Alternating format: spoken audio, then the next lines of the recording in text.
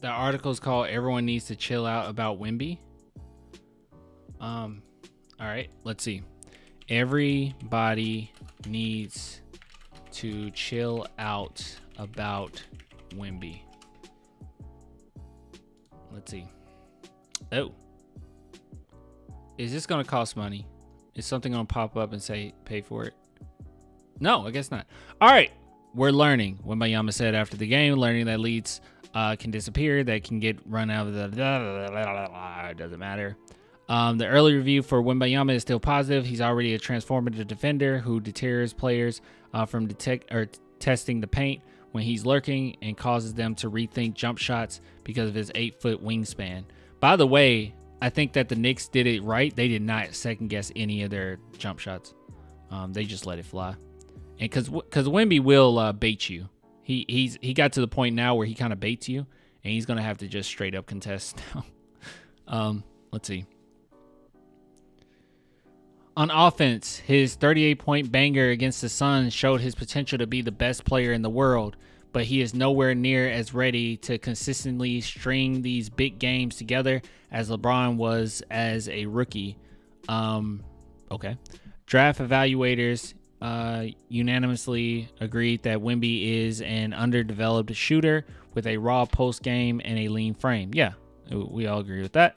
Through 8 games, he's averaging 1.8 assists compared to 3.5 turnovers. Sure. 18.8 points on 73% shooting at the rim. Okay.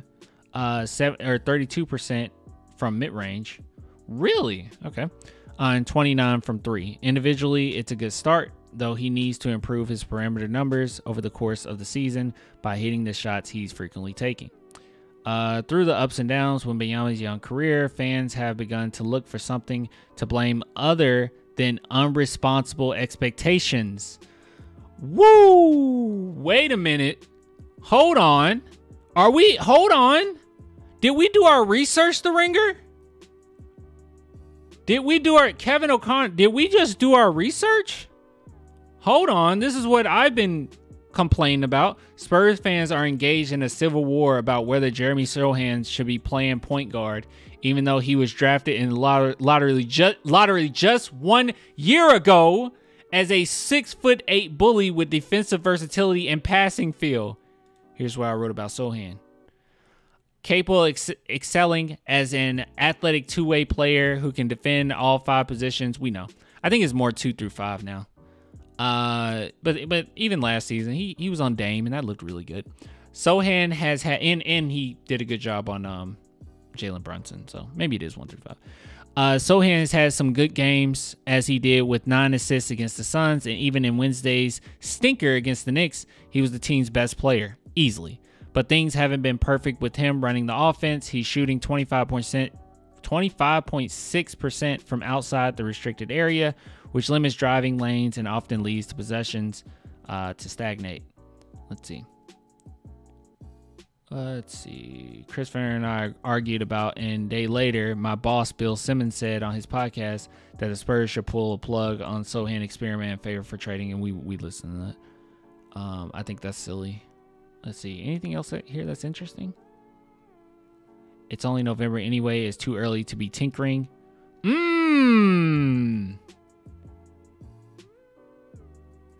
Oh, he calling his boss out. Look at this. But in the meantime, oh, wait. Yes, yeah, I do need to read this. Wemby would get easier opportunities at the rim playing with a sharp shooting guard who can draw defenders away from the paint, leading to rolling lanes for him and space for lob passes. I think that's why him and Devin Vassell play so well together.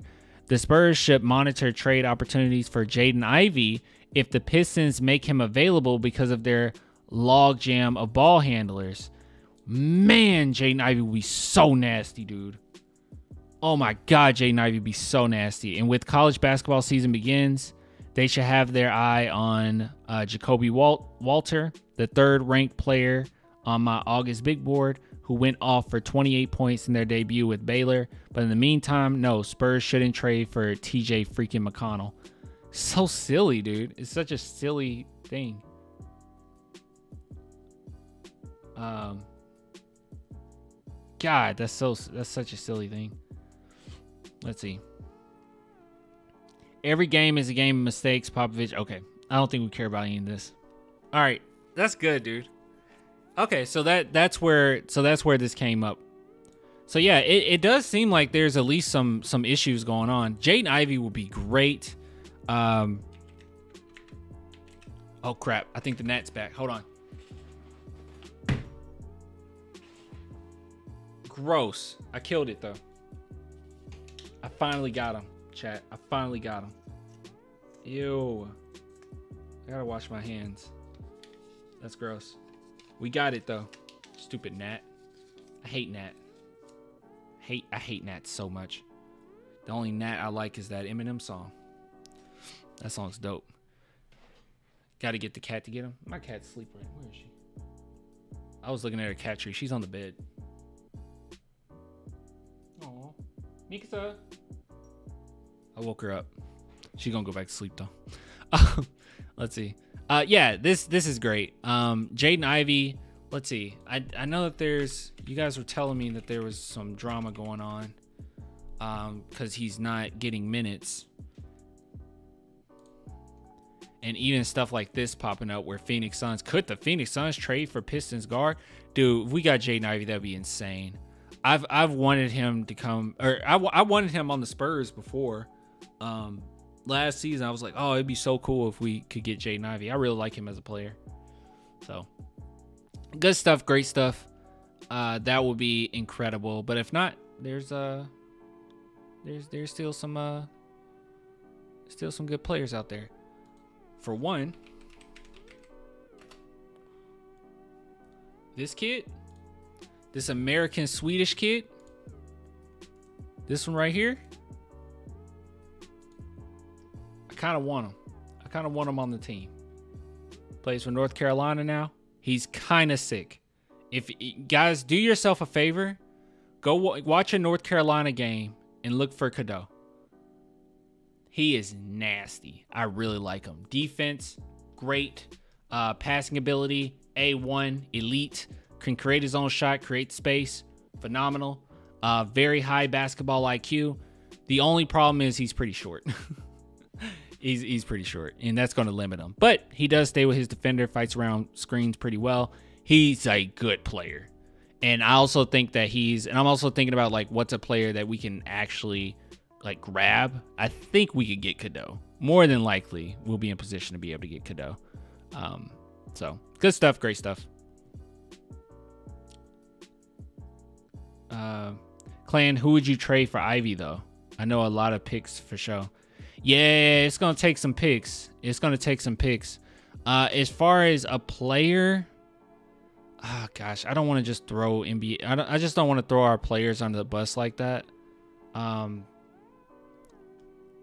just tell you who I wouldn't give up. I'll say that. And everything else, it just depends on how many picks you're asking for, okay? So everyone else that I will be willing to trade, you have to only be asking for like a couple picks, okay? Obviously, this is silly, right? This is like, I'm not talking to any of these people. I don't know. I'm not in the office, but Devin Vassell's off the table. Off the table. Jeremy Sohan, off the table. Obviously, Wemby. I don't even know the rules behind that clan tampering. Yeah, I'm tampering right now. So Sohan's off the table. Vassell's off the table. Hold on. Actually, I probably do need to bring up an NBA or Spurs roster, so I can say everyone who's off the table.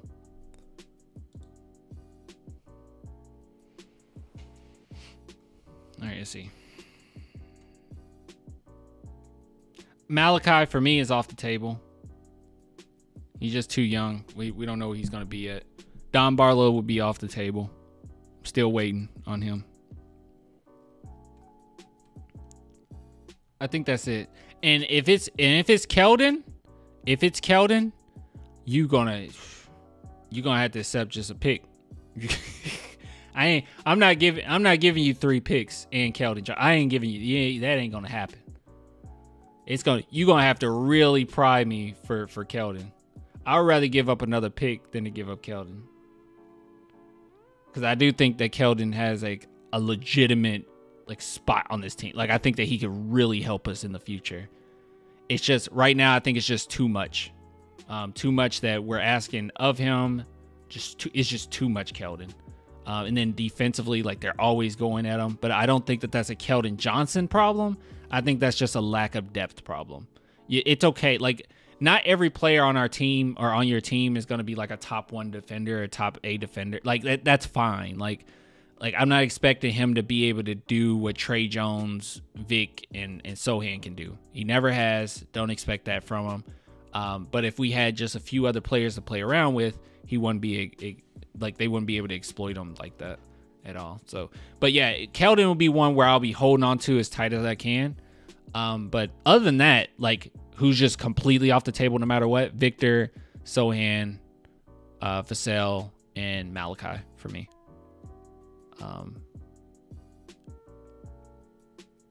Maybe City. I don't know.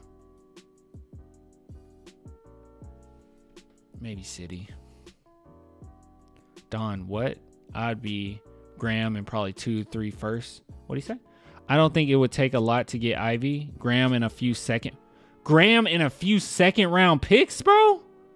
No, it's going to take some firsts. Jaden Ivey is a really good talent. I think he's one of those examples of, he just didn't get, huge opportunity yet. He's like a really good talent. It's just the team that he's on. It's just too many freaking handlers. CD over Ivey. Yeah. I like City Sissoko a lot, but yeah. If they said, hey, we want City and one first or a couple firsts, I mean, how can I trip about that? Clan, I gotta go, but what would you think about getting Kerr after Pop retires? Yeah, I'm with that. Yeah. That's been rumored already anyway. Yeah, I'll be cool with it. I'm hoping that Becky will decide to come back to the NBA, but I mean, she's winning so many championships right now. I don't know. But yeah, those are my thoughts on that.